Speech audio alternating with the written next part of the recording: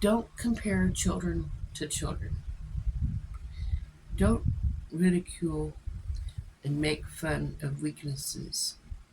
Don't use bribes and rewards. Don't withdraw affection from children. And don't be afraid to say no. Do impact the expectancy of obedience. Do help your children plan a better course of action. Do allow your children to express their viewpoint. Do admit your parental mistakes. And do recognize the disciplines of long range process.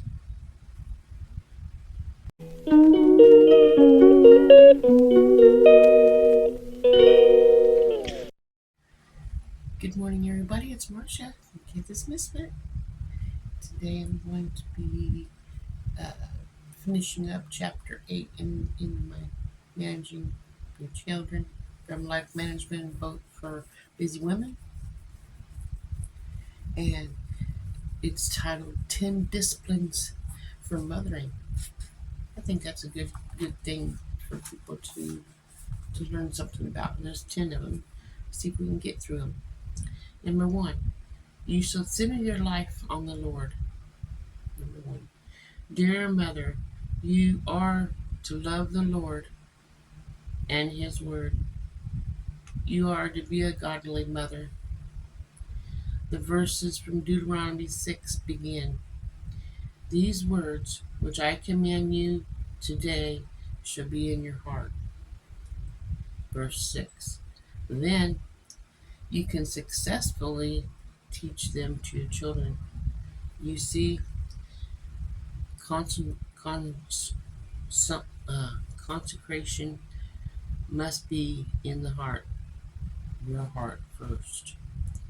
Because I think, my opinion is, if you try to teach your children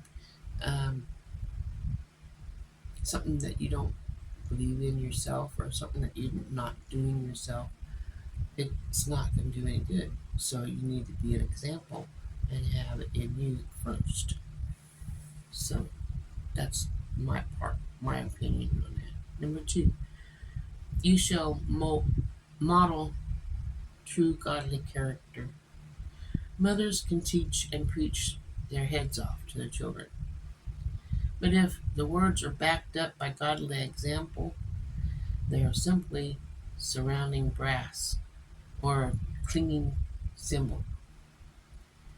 1 Corinthians 13:1.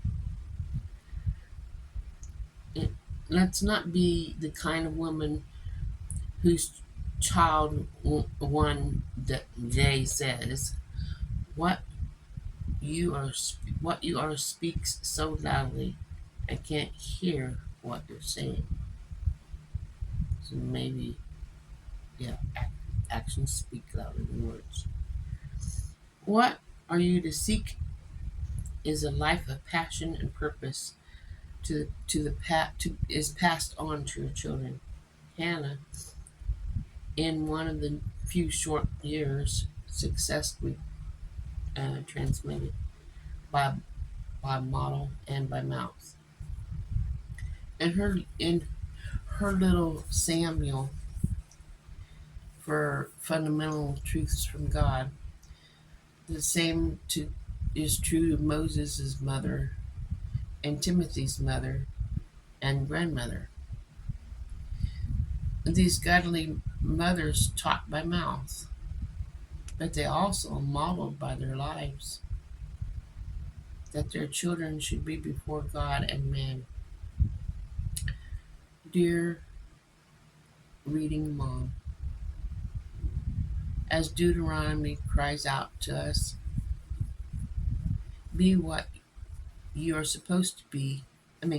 Be what you're supposed to do, so you can teach what you're supposed to teach. Number 3, you shall pray for your children. Pray for them generally and individually, one by one, by name and by need. In my first prayer notebook, I had 3 pages for my children. One marked children, one marked Catherine, one marked Courtney. On the general page, I prayed for the general requests that covered both the girls in salvation, baptism, and their times of church camp, their youth pastors for spiritual growth, for future mates. But for the individuals page, I prayed for their individual needs, their jobs, their friends, their boyfriends. You get the picture? Number 4, you shall be there. By there, I of course mean at home. Remember again Jesus' principle. Where your treasure is, in this case, the treasure of your time spent at home with your children. There your heart will be also. In this case, your heart will be with your children. Matthew 6:21. The more you are with your children, the more opportunities you have to influence their lives. The more you understand them, the more you can train them. The more aware you will be with their friends, their interests, their bent, whatever that is, their bent, their personality, their dreams. The Proverbs 31 mother watched over the ways of the household. Proverbs 31:27. That's over the place and the people. We haven't brought up the busyness factor for a while. But to be there, to be at home, you have to give up lesser things to buy back the time. Time at home with your children that will pay the highest dividends you will ever earn in life. Number 5, you should take your children to church. That's one thing I did do. At least I did one thing right.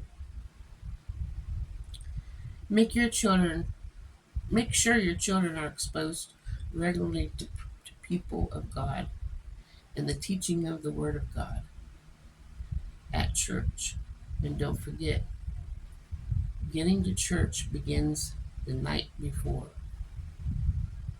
Number 6, you should choose your children above all other people and pursuits.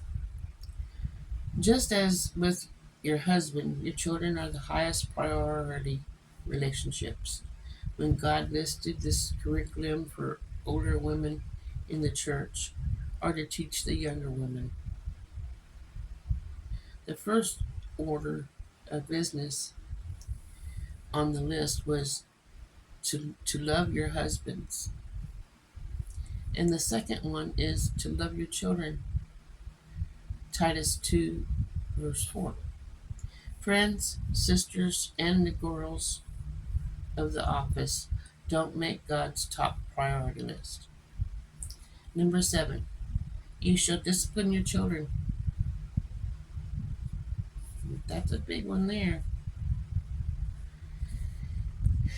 The book of Proverbs teaches us to discipline. Proverbs 13, verse 24. Along with many ways of correcting and training your children. I saved these tips for disciplining children many years ago, and their wisdom still stands.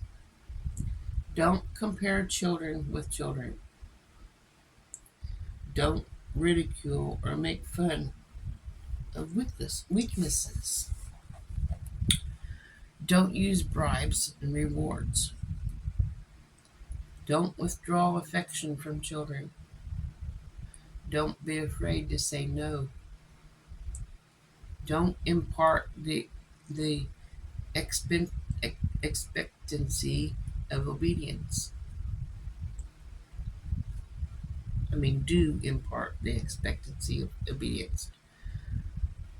Um, do help your children plan a better course of action. Do allow your children to express their viewpoint. Do admit your own parental mistakes. Do recognize the disciplines of long range process. Number 8, you shall be your children's number one encourager.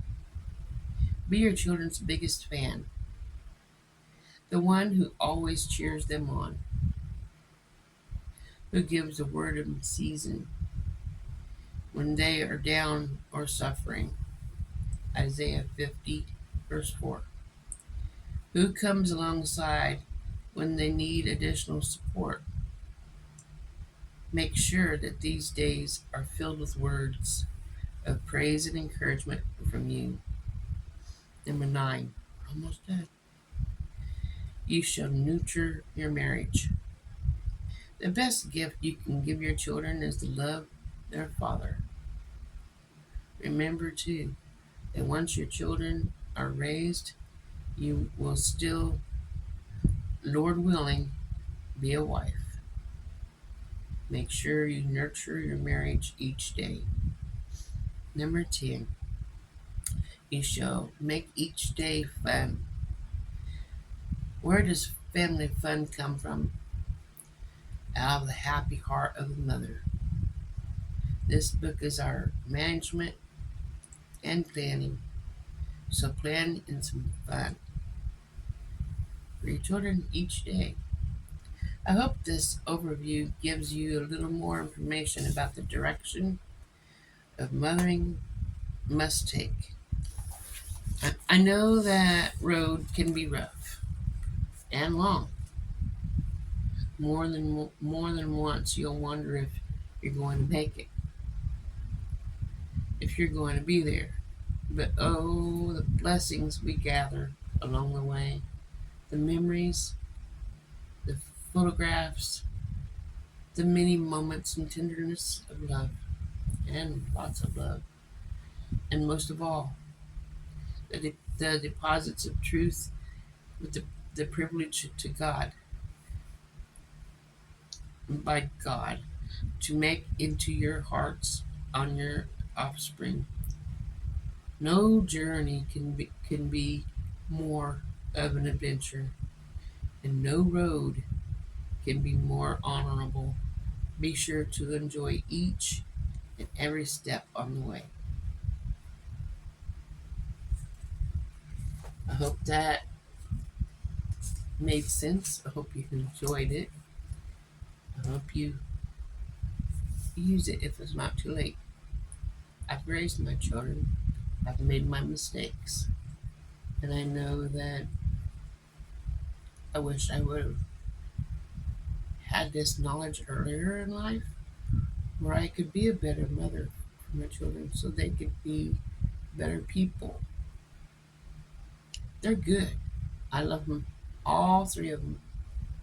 But I, I made my mistakes, and I could have made their life better if I did more and been there for them and made life fun. If I did. But if is in the middle of life, right? So if you made it this far in the video, write if is in the middle of life in the comment section. Hope you have a wonderful weekend, and I hope that I see you next week. Please leave a comment.